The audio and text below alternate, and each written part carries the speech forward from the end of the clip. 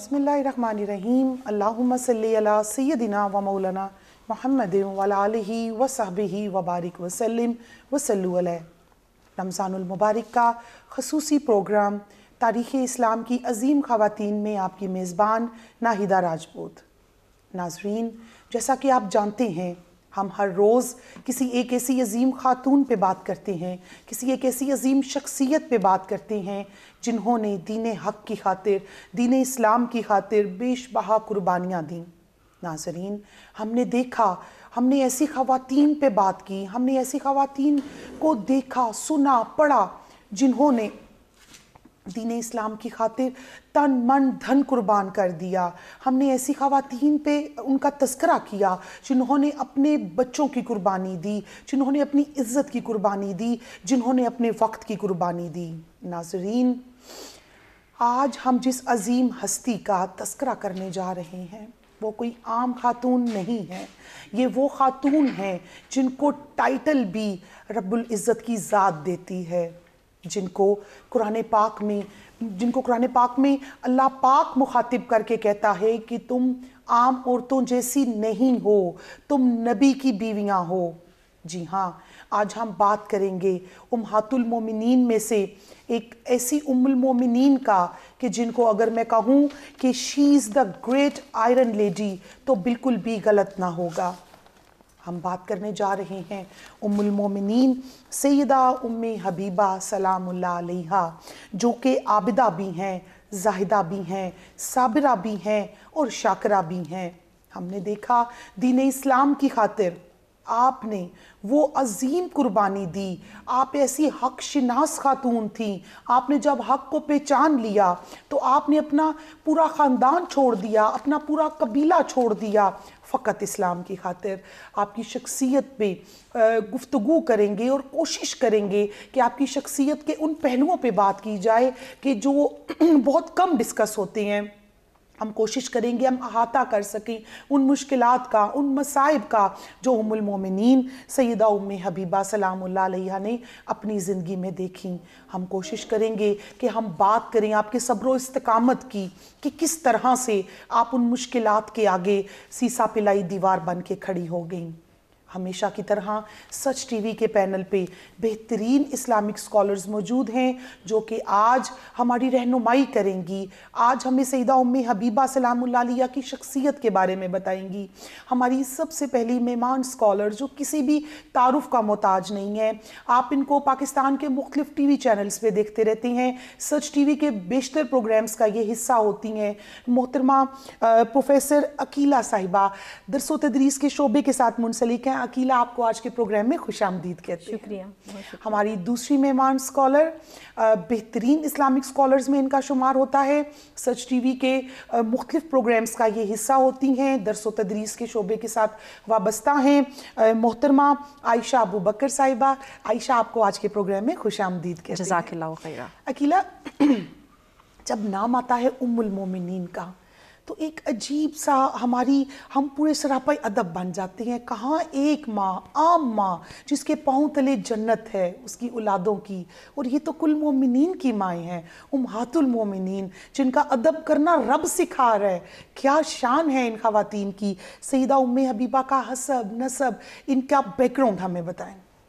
جی، سب سے پہلے تو آپ کا بہت شکریہ کہ آپ نے رمضان المبارک کے حوالے سے ایک بہت خوبصورت سلسلے کا آغاز کیا ہے۔ جی، اور اس سلسلے میں امہات المومنین پر بات کرنے کے لیے ہمیشہ سے ضرورت رہی ہے، کیونکہ ہماری نوجوان نسل کو اس سلسلے میں بہت زیادہ معلومات کی ضرورت ہے۔ ہمیں مسز تھیچر، کونڈولیزا رائس یا میڈلین آل برائٹ کے بارے میں تو بہت کچھ پتہ ہے، لیکن خوبصورت بات کی طرف آپ توجہ دلانے جا رہے ہیں۔ لیکن ہمیں امہات المومنین کے بارے میں بھی جاننا بہت ضروری ہے تاکہ ہماری نوجوان نسل کو پتہ چلے کہ ہماری تاریخ اسلام جو ہے کیسی کیسی خواتین سے سجی ہے، اور ان کے کارناموں کی وجہ سے اور ان کے کارہائے نمایاں کی وجہ سے ہی اسلامی تہذیب و تمدن نے فروغ پایا اور وہ دنیا کی عظیم قوم کہلائے۔ اور آج جو ہماری مشکلیں ہیں، اگر ہم وہی راستہ اپنا لیتے ہیں تو شاید ہم ان مشکلوں کو کم کر سکیں۔ بلا شبہ آپ کی بات درست ہے کہ ماں ہونا ہی بڑی بات ہے. ماں کا رشتہ دنیا کے کسی کونے میں بھی آپ چلے جائیں، اس رشتے کے تقدس سے کسی کو بھی انکار نہیں، چاہے کوئی بھی رنگ ہے، نسل ہے، مذہب ہے، طرز زندگی ہے. لیکن ماں جو ہے اس کا رشتہ جو ہے وہ ایسا رشتہ ہے جس پہ کہ دنیا کا ہر بندہ جو ہے وہ کہتا ہے کہ یہ ایسا رشتہ ہے کہ جس کی صداقت کو، جس کی محبت کو، جس کے خلوص کو جھٹلایا نہیں جا سکتا. تو آپ نے امہات المومنین کی بات کی، تو یہ بڑی سعادت کی بات ہے. امہات المومنین یعنی پوری امت کی مائیں، ایسی امت کی جو اس وقت دنیا میں دوسرے نمبر پہ مذہب اسلام ہے. اور آپ دیکھیں کہ اس میں ان خواتین کا جو کہ امت کی مائیں کہلاتی ہیں، ان کے بارے میں جاننا ہمارے لیے ازحد ضروری ہے. آپ نے حضرت ام حبیبہ کی بات کی. حضرت ام حبیبہ کے بارے میں سب سے پہلے میں یہ بتا دوں کہ ان کا جو اصل نام تھا، وہ جو پیدائشی نام تھا وہ رملہ تھا، اور یہ ابو سفیان کی بیٹی تھیں. جب حالانکہ انہوں نے بہت دیر میں کہیں کہ آپ مکہ کی رائل فیملی سے جی رائل فیملی سے تعلق، تو یہ غلط نہ ہوگا. بالکل جی. یہ جو ان کا قبیلہ ہے یہ معزز ترین قبیلہ کہلاتا تھا، اور ان کی جو پیدائش ہے وہ بھی اس زمانے میں ہوئی جب کہ نبی پاک صلی اللہ علیہ وسلم نے اسلام کی تبلیغ کا آغاز تو کر دیا تھا، لیکن ابو سفیان نے ابھی تک اسلام قبول نہیں کیا تھا، یا ان کی جو پوری فیملی تھی وہ سب کے سب جو تھے اسلام کے بہت مخالف ترین لوگوں میں سے تھے. لیکن اللہ تعالیٰ نے ایمان جو ہے ہر ایک کو اپنے چن کے لوگوں کو دیا ہوا ہوتا ہے. ان کی شادی جو ہے ایک ایسے صحابی کے ساتھ ہوئی، ایک ایسے شخص کے ساتھ ہوئی جن کو کہ بتوں کی پوجا پسند نہیں تھی، اور وہ سمجھتے تھے کہ بتوں کے پوجنے سے کچھ حاصل نہیں ہوتا، اور انہوں نے نبی پاک صلی اللہ علیہ وآلہ وسلم کی دعوت تبلیغ پہ ایمان لے آئے، اور بعد میں پھر نصرانیت کی طرف چلے گئے. جی وہ بعد میں وہ میں ذکر کرنے جا رہی ہوں، عبید اللہ بن جہش. جی عبید اللہ بن جہش کا ہی میں ذکر کرنے جا رہی ہوں کہ انہوں نے نبی پاک صلی اللہ علیہ وسلم کی دعوت پہ پہلے تو لبیک کہا، اور اس کے بعد صحبتیں کہنے پہ کہا. جی سیدہ ام حبیبہ کے کہنے پہ انہوں نے اسلام قبول کیا تھا. جی صحبتیں بھی انہوں نے بہت اٹھائیں، اور پھر ہجرت حبشہ کو دیکھ لیں. جی پھر جب قریش کی بہت زیادہ ظلم بڑھ گئے مسلمانوں کے اوپر، تو نبی پاک صلی اللہ علیہ وآلہ وسلم نے کچھ مسلمانوں کو اجازت دی کہ آپ حبشہ کی طرف ہجرت کر جائیں. میں نے سنا ہے کہ وہاں کا حکمران جو ہے اس کے دل میں نرم گوشہ ہے آسمانی کتابوں کے لیے اور نبیوں کے لیے اور پیغمبروں کے لیے. بہت خوبصورت آغاز کیا آپ نے عقیلہ. عائشہ صاحبہ، ہم نے دیکھا کہ اسلام کی خاطر، دین حق کی خاطر آپ نے اپنا گھر بار، اپنے ماں باپ، اپنے بہن بھائی، اپنی عیش و عشرت کی زندگی چھوڑ دی، اور آپ نے ترجیح دی دین اسلام کو، ان مصیبتوں کو، ان مشکلات کو جو ہجرت حبشہ میں، ہجرت مدینہ میں آپ نے بہت زیادہ مشکلات دیکھیں. آپ بتائیں کہ سیدہ ام حبیبہ جب ہجرت فرماتی ہیں تو وہ کیا کیا مشکلات آپ کو دیکھنے کو ملتی ہیں؟ الحمدللہ رب العالمین والصلاة والسلام علی سید الانبیاء والمرسلین، اما بعد، فاعوذ باللہ من الشیطان الرجیم، بسم اللہ الرحمن الرحیم. آپ کا بہت شکریہ. جی ایسا ہی ہے بالکل. ہم دیکھتے ہیں کہ جب حضرت ام حبیبہ رضی اللہ تعالیٰ عنہ ہجرت کرتی ہیں، اور وہ صحبتیں اور اپنے شوہر کو بھی آپ ہی محرک بنتی ہیں، دین اسلام کی بھی اور پھر ہجرت کی بھی، وہاں پہ جا کے حضرت ام حبیبہ رضی اللہ تعالیٰ عنہ ایک خواب دیکھتی ہیں. خواب میں آپ دیکھتی ہیں کہ آپ کے شوہر کا چہرہ بری طرح مسخ ہو چکا ہے.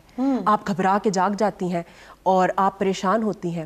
خیر کچھ دنوں بعد آپ کے شوہر ایک دن گھر آتے ہیں، اور وہ کہتے ہیں کہ ام حبیبہ، اس سے پہلے میں جو ہوں وہ اسلام سے پہلے نصرانیت سے متاثر تھا، تو یہاں پر میں نے کچھ نصرانی دوستوں کے ساتھ اٹھا بیٹھا ہوں، تو مجھے لگتا ہے کہ نصرانیت جو ہے وہی اصل میں دین ہے.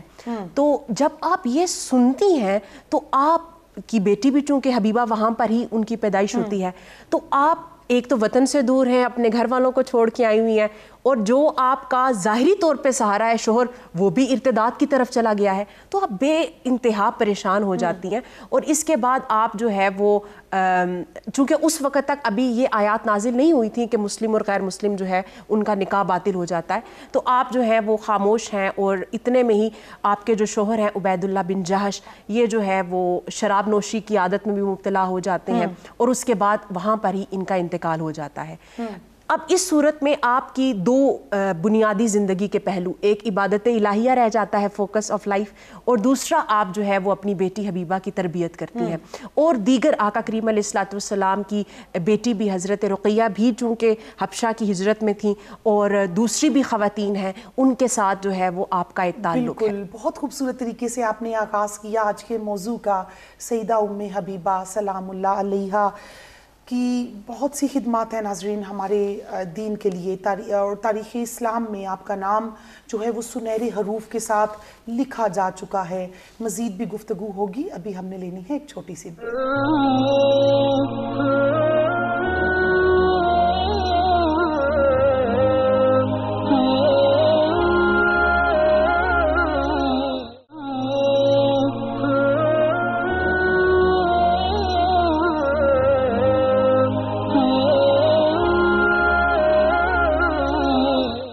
بریک پہ جانے سے پہلے ہم بات کر رہے تھے جناب ام المومنین سیدہ ام حبیبہ سلام اللہ علیہا کی شخصیت پہ، کس طرح سے آپ نے اپنا گھر بار، اپنے ماں باپ، اپنے بہن بھائی چھوڑ کر دین حق کے ساتھ کھڑی ہو گئیں، وقت کے حق کے ساتھ کھڑی ہو گئیں۔ آپ سے بڑھ کر کوئی حق شناس ہمیں نظر نہیں آ رہا کہ کس طرح سے آپ نے وقت کے حق کو پہچان لیا۔ جب آپ کی شوہر جو تھے چلے گئے نصرانیت کی طرف، تو ہم نے دیکھا اسی سال اور انہی دنوں میں نجاشی نے اسلام قبول کر لیا۔ تو یہ سیدہ میں کہتی ہوں کہ آپ نے جو قربانی دی اور آپ کو جو ایک وہ دکھ ملا، وہ دوسری طرف جو ہے ہم نے دیکھا کہ ایک یہ بہت بڑی فتح تھی اسلام کی۔ جی عقیلہ صاحبہ۔ جی ایسا ہے کہ جب ہجرت مدینہ ہوئی اور نبی پاک صلی اللہ علیہ وآلہ وسلم اپنے ساتھیوں کے ساتھ مدینہ کی طرف ہجرت کر گئے، تو وہاں پہ تھوڑا ان کو سکھ کا سانس ملا، اور وہ جو ایک مسلسل ایک دشمنی والی کیفیت تھی وہ ختم ہو گئی، کیونکہ مدینہ کے لوگوں نے خود ہی انہیں دعوت دی تھی کہ وہ یہاں پر آئیں اور یہاں پر اسلام کا آغاز کریں، اور انہیں مذہب اسلام سے اور دین اسلام سے خاص لگاؤ تھا۔ تو اس وجہ سے نبی پاک صلی اللہ علیہ وآلہ وسلم نے پہلے ریاست مدینہ کی جیسے ابتدا ہوئی، اور اس کے ساتھ ہی اس میں ایک ریاست جب بنتی ہے تو اس میں بہت سارے اس کے عوامل ہوتے ہیں، صرف اندرونی معاملات ہی نہیں دیکھے جاتے بلکہ بیرونی معاملات کی طرف بھی توجہ دی جاتی ہے۔ اسی سلسلے میں نبی پاک صلی اللہ علیہ وآلہ وسلم نے جو ارد گرد کی جو ریاستیں تھیں، ارد گرد کی جو بادشاہتیں تھیں، ان کو خط لکھے اور انہیں دعوت اسلام دی۔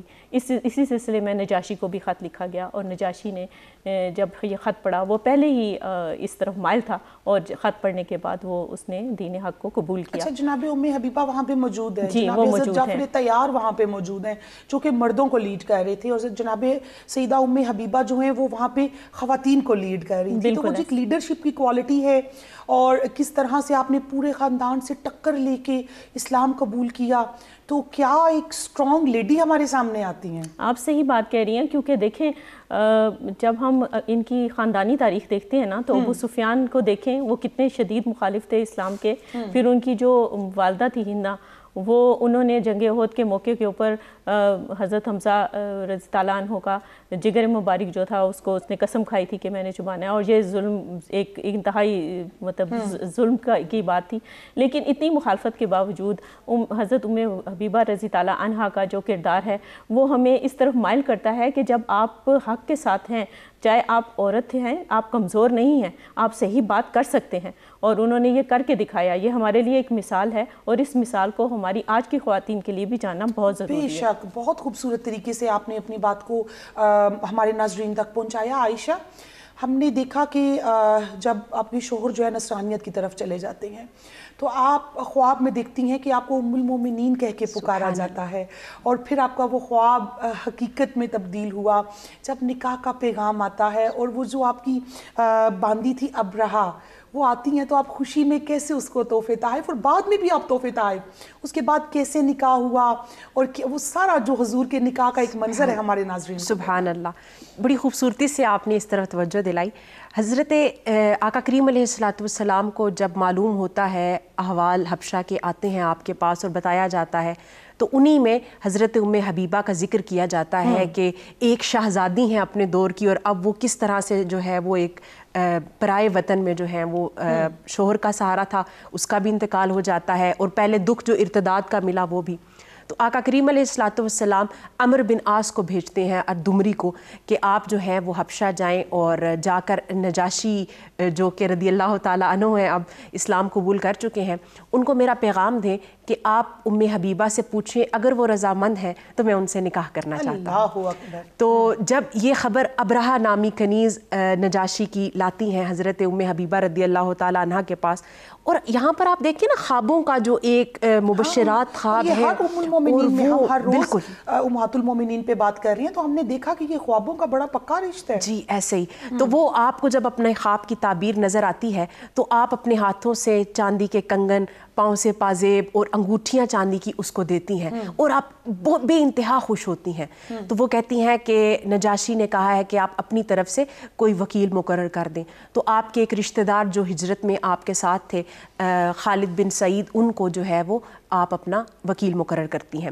خیر نجاشی شام کو، اسی دن شام کو جو ہے وہ ایک دعوت کا انعقاد کرتے ہیں جس میں حضرت جعفر رضی اللہ تعالیٰ عنہ کو کہا جاتا ہے کہ آپ اپنے تمام دیگر مسلمان ساتھیوں کے ساتھ آئیں، اور اس میں پہلا خطبہ نجاشی دیتے ہیں، دوسرا آپ کے وکیل دیتے ہیں۔ اچھا، آپ کا حق مہر بھی جو ہے وہ 400 دینار اللہ سونے کا سکہ۔ یہ آج کے دور میں 1 دینار جو ہے وہ 1.25 تولہ سونے کے برابر ہے۔ آپ دیکھ لیں ماشاء اور اللہ، یہ تقریباً جو ہے یہ بنتا ہے 500 تولے سونے کے برابر بنتا ہے۔ سبحان عقیلہ اللہ۔ صاحبہ دیکھ لیں ہم شریعت کو کس طرف لے کے جاتے ہیں، اور یہ جو مالیت ہے 1.5 سے 2 کروڑ بنتی ہے۔ سبحان اللہ، ایگزیکٹلی سبحان ایسا ہی اللہ۔ ہے۔ اور جو لوگ کہتے ہیں کہ جی شریعت میں صرف وہ کچھ 1.25 روپے اور کچھ 100 اور کچھ 1000، تو کیا کہیں ہم کہ ہم کس طرف جا رہے ہیں اور ہمارا بالکل اسلام۔ آپ نے جو اس طرف اشارہ کیا، آپ دیکھیں تو عمر فاروق رضی اللہ تعالیٰ عنہ اپنے دور خلافت میں ایک دفعہ مقرر کرنے لگے جو حق مہر کی رقم ہے، تو ایک خاتون کھڑی ہو گئی، تو انہوں نے کہا کہ عمر جب اللہ نے مقرر نہیں کیا ہے تو آپ کون ہوتے ہیں مقرر کرنے والے؟ تو حضرت عمر فاروق نے شکریہ ادا کیا کہ آپ نے مجھے ایک اس چیز میں، تو عورتوں کا یہ حق اسلام نے دیا۔ خیر آپ پھر ابرہہ کو بلاتی ہیں اور کہتی ہیں کہ اس وقت تو میرے پاس یہی چیزیں تھیں، تو اب جو ہے یہ 50 سونے کے سکے، 50 دینار آپ جو ہیں، آپ سمجھے آپ نے کیلکولیشنز کی تو تقریباً 60-70 تولہ سونا آپ اس خاتون کو خوشی میں دے دیتی ہیں، اور وہ پھر آپ کو تحفے میں ایک تھیلی دیتی ہیں، اور اس میں سے عطر نکلتا ہے، اور ساتھ ہی وہی جو زیورات ہیں نا آپ کے وہ ہوتے ہیں۔ تو مائی صاحبہ فرماتی ہیں یہ کیا؟ تو وہ کہتے ہیں کہ نجاشی نے اپنی خواتین کو کہا تھا کہ جو بہترین عطر تم استعمال کرتی ہو وہ اپنی طرف سے تحفہ بھیجو ام المومنین کو، اور یہ میرے پاس اور کچھ نہیں ہے، میں کنیز ہوں، تو وہی جو زیورات آپ نے مجھے دیے ہیں سب سے قیمتی یہی تھا، تو یہ میں آپ کی بارگاہ میں پیش کرتی ہوں۔ اس پر وہ خاتون کہتی ہیں ابرہہ کہ ام المومنین آپ اب چونکہ اتنے بڑا مرتبہ آپ نے پا لیا اور یقیناً آپ کی ملاقات جلد ہی آقا کریم علیہ الصلوۃ والسلام سے ہوگی، تو ایک تو میں آپ کو گواہ بنا کر اسلام کو قبول کرتی ہوں، اور دوسرا آپ نے جو ہے وہ میرا سلام آقا کریم علیہ الصلوۃ والسلام کو دینا۔ جب یہ بات حضرت ام حبیبہ سنتی ہیں تو آپ کہتی ہیں ضرور انشاءاللہ، تو وہ کہتی ہے کہ ام حبیبہ اپنی خوشی میں مجھے بھول مت جائیے گا۔ تو ام حبیبہ رضی اللہ تعالیٰ عنہ روایات میں آتا ہے جب مدینہ تشریف لاتی ہیں تو آقا کریم علیہ الصلوۃ والسلام کو تمام اپنے داستان سفر سناتی ہیں، تو ابرہہ کا بھی ذکر ہوتا ہے جو رضی اللہ تعالیٰ عنہ ہے، اور اس میں آپ جو ہے آقا کریم علیہ الصلوۃ والسلام مسکراتے ہوئے ان کے سلام کا جواب اور خیر و برکت کی دعا۔ آپ نے ہمیں جو نا پوری نکاح کی تقریب ہمارے ناظرین کو، اور ہمیں اس جو ہے وہ آپ لے گئی وہاں پہ نجاشی کے دربار میں۔ عقیلہ صاحبہ ایک پوائنٹ کی طرف ابھی اشارہ ہوا تھا، حق مہر، سب سے زیادہ حق مہر ازواج مطہرات میں آپ کا تھا، باقی ازواج مطہرات کا بھی حق جو ہے وہ درم میں ہوتا تھا اور اچھا خاصا حق مہر ہوتا تھا۔ آج ہم نے جو شریعت اپنی مرضی کی گھڑ لی ہے، ہم جہیز تو اپنی مرضی کا لے لیتے ہیں، ہم حق مہر اپنی مرضی کا نہیں دیتے۔ میں چاہتی ہوں سیدہ کی وجہ سے ابھی یہ بات ہے تو آپ ہمارے ناظرین کو ضرور اس کے بارے میں بتائیں۔ جی اس کے بارے میں دیکھیں، مختلف جو علماء کرام ہیں اور جو مختلف فقہ ہیں ان کی رائے زیادہ مستند ہے، لیکن یہ ہے کہ میں آپ کی معلومات کے لیے بتاتی چلوں کہ جو ہمارے ہاں عام طور پہ 32 روپے کہا جاتا ہے، ایسا کچھ نہیں ہے، بلکہ امہات المومنین کے ساتھ تو ہم ان کا مقابلہ نہیں کر سکتے، ان کا ایک اپنا درجہ ہے اور وہ ایک اپنی ان کی ایک مقام اور مرتبہ موجود ہے، لیکن عورت کے لیے جو بھی اسلام نے جتنے بھی حدیں مقرر کی ہیں وہ اس کو فیسیلیٹیٹ کرنے کے لیے ہیں، اور اس سے پہلے اگر آپ انسانی تاریخ اٹھا کے دیکھیں تو اس طرح کی ہمیں کوئی مثال نہیں ملتی، تو اس لحاظ سے لوگوں کو یہ جاننے کی ضرورت ہے. ہمیں تفقہ فی الدین، ہمیں اپنے دین پہ غور و فکر کرنے کی ضرورت ہے. یہ نہیں کہ آپ کو کوئی عالم دین ہی بتائے، بلکہ جب آپ بچے یا بچی کا نکاح کرنے لگیں تو آپ کو خود بھی جاننے کی ضرورت ہے کہ اسلام کیا کہتا ہے. اچھا عقیلہ صاحبہ دیکھیں رول ماڈلز ہیں نا جی، حضور علیہ السلام جو اگزامپلز فٹ کر رہے ہیں. جی اب اگر ہم سیدہ ام حبیبہ کا صرف حق مہر دیکھیں تو اس کی جو مالیت ہے وہ آج کے دور میں 5 کروڑ سے ابو بنتی ہے. اگر ہم باقی امہات المومنین کا دیکھیں تو درہم کے حساب سے وہ بھی کروڑ 1.5 کروڑ اتنی ضرور بنتی ہے. بالکل ایسا ہی. تو اب کیا کہیں کہ ہم کس طرف چل پڑے ہیں. بہرحال بہت خوبصورت ذکر ہو رہا ہے. ناظرین ہم بات کر رہے ہیں ام المومنین سیدہ ام حبیبہ سلام اللہ علیہ کی شخصیت پہ. ابھی لیتے ہیں ہم چھوٹی سی بریک سے جب واپس آئیں گے تو آپ کے زہد پہ، آپ کے تقویٰ پہ، آپ کی عبادت گزاری پہ بات کریں گے. چلتے ہیں چھوٹی سی بریک کی جانب.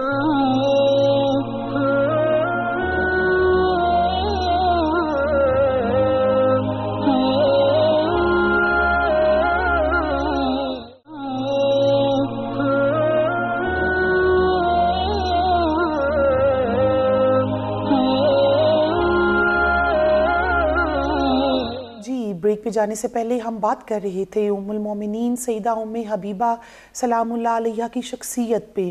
کس طرح سے آپ نے وقت کے حق کو پہچان کر آپ نے اپنے پورے خاندان کو چھوڑ دیا، آپ نے اپنی عیش و عشرت والی زندگی چھوڑ دی، آپ حق کے ساتھ اس طرح سے کھڑی ہو گئیں. آپ نے اس استقامت کا مظاہرہ کیا کہ پھر اللہ پاک نے آپ کو منتخب کر لیا. اللہ پاک نے آپ کو ام المومنین کا تاج پہنا دیا. آپ اب قیامت تک کے آنے والے تمام مومنین کی ماں ہو گئیں.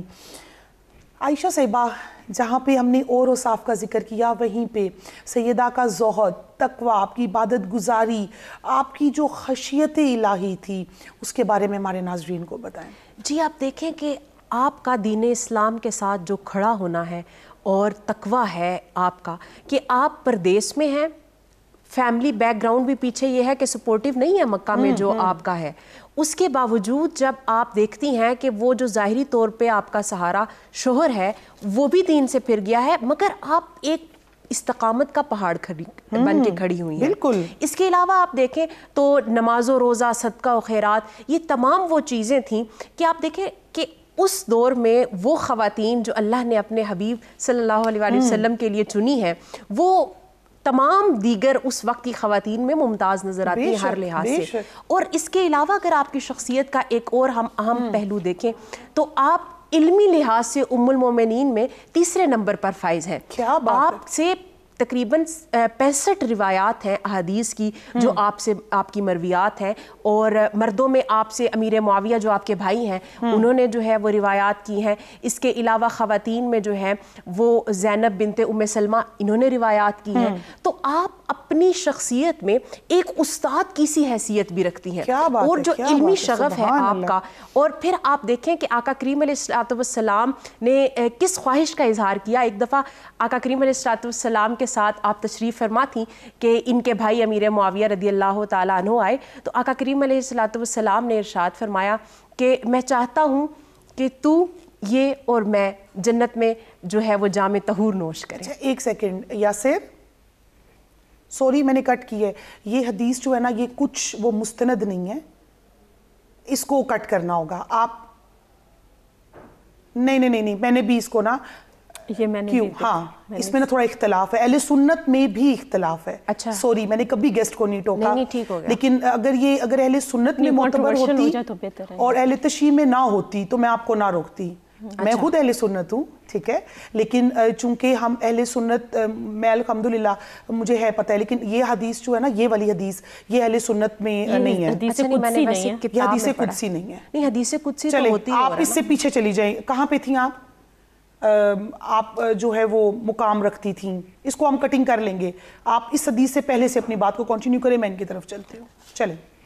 تو آپ اس لحاظ سے دیکھیں کہ علمی طور پہ آپ کا جو مقام و مرتبہ ہے، اور اس حوالے سے آپ دیکھیں کہ جو مسواک کی فضیلت میں حدیث آئی ہے کہ آقا کریم علیہ السلام نے ارشاد فرمایا کہ مجھے اگر اس چیز کا نہ ہوتا کہ امت مشقت میں پڑ جائے گی اور ہر نماز کے ساتھ مسواک کا دیتا. یہ بھی آپ کی مرویات میں سے. اس طرح سے آپ کا زہد، تقویٰ. اچھا آپ کے اندر جو تھی فکر آخرت بہت زیادہ تھی.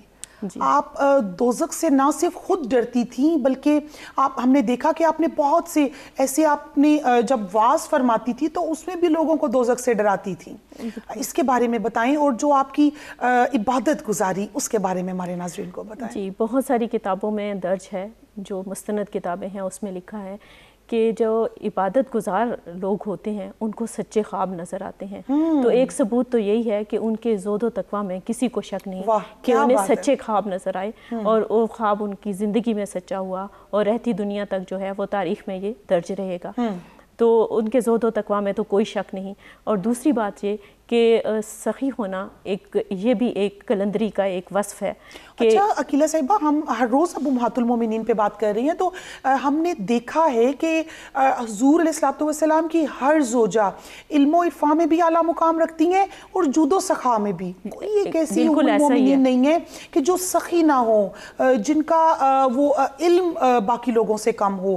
تو یہ بہت ممتاز پہلو ہیں. یہ اسی لیے کیا گیا کہ نبی پاک صلی اللہ علیہ وآلہ وسلم جو طرز زندگی ہمیں سکھا کے گئے ہیں اس میں خواتین کے لیے خاص طور پہ ہے کہ وہ بہت زیادہ لالچ میں نہ پڑیں بلکہ وہ سخی ہوں. اور اگر گھر کی خاتون ٹھیک ہوتی ہے، اگر گھر کی خاتون لالچی نہیں ہے، اگر گھر کی خاتون حلال کمائی پہ یقین رکھتی ہے اور اگر گھر کی خاتون جو ہے اس کو اس دنیاوی جو حشمت کے ساتھ کوئی غرض نہیں ہے، تو آپ کیا سمجھتی ہیں کہ کیا ہمارا آج کا معاشرہ بھی جنت کی تصویر نہیں بن سکتا؟ بہت خوبصورت نقطے کی طرف آپ نے جو ہے وہ توجہ دلائی ہے. جی بالکل ایسا ہی ہے. تو یہ جو امہات المومنین کی زندگی ہے اس پہ ہمیں بار بار بات کرنے کی اور ہمیں اپنے نوجوان نسل، خاص طور پہ ہماری نوجوان بچیوں کو سکھانے کی ضرورت ہے کہ ایسی خواتین ہیں جنہوں نے دین اور دنیا اور آخرت کو جو ہے اپنے لیے اپنی زندگی میں ہی اپنی آخرت بنا لی، اور یہ انہی خواتین کی وجہ سے ہی جو ہے اسلام کو بول بالا ہوا. بے شک آدھا دین ہمارے تک جو پہنچتا ہے